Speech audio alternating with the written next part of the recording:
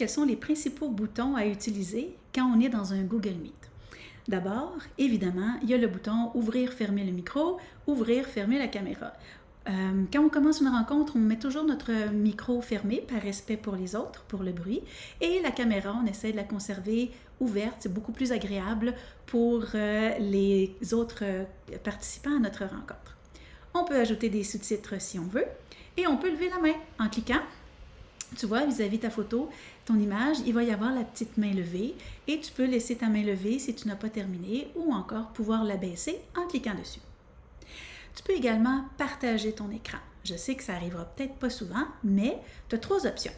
Tu peux partager tout ton écran, c'est-à-dire tout ce qu'on voit sur ton écran d'ordinateur, tu peux le partager.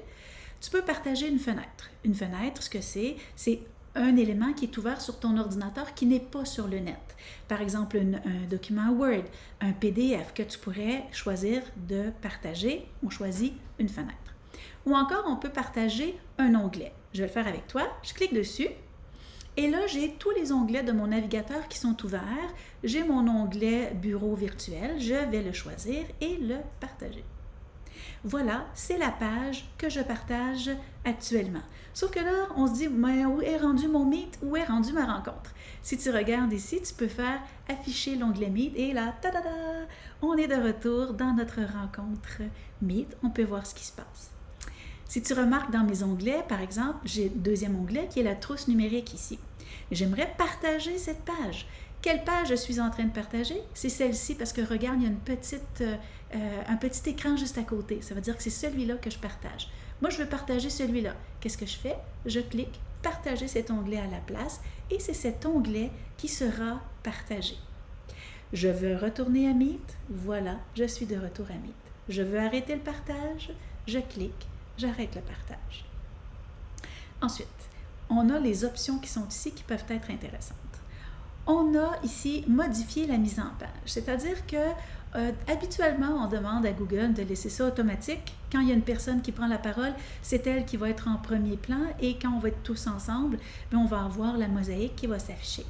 Si tu préfères avoir la mosaïque, tu peux choisir le nombre de personnes, c'est-à-dire s'il y a 16 personnes dans ta classe, tu le mets comme ça, puis si tu veux voir tout le monde, tu le mets au nombre de personnes qu'il y a dans ta classe.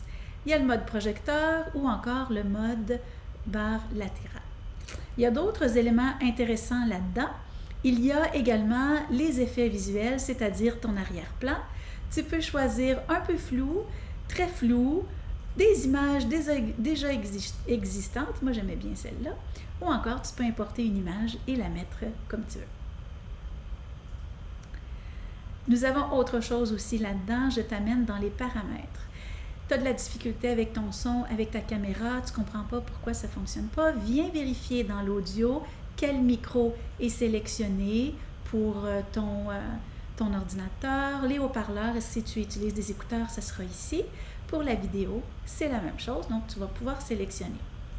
Si jamais tu as toujours de la difficulté, vérifie ici dans la barre de navigation si la caméra n'a pas une petite ligne barrée sur elle. C'est pour autoriser la caméra sur le site de Google Meet. Bon, on continue. Tu as l'onglet des participants qui sont ici, la liste des participants qui s'affiche et la conversation. La conversation, elle est activée ou pas par ton enseignant ou par la personne qui organise la rencontre. Donc, c'est possible que tu n'aies pas accès. Si tu as accès, tu n'as qu'à cliquer, dire « Allô » et envoyer en cliquant sur la flèche, tu vas pouvoir avoir la conversation avec tes collègues. Et tu as un dernier élément ici qui sont les activités avec le tableau blanc, une autre option que nous avons.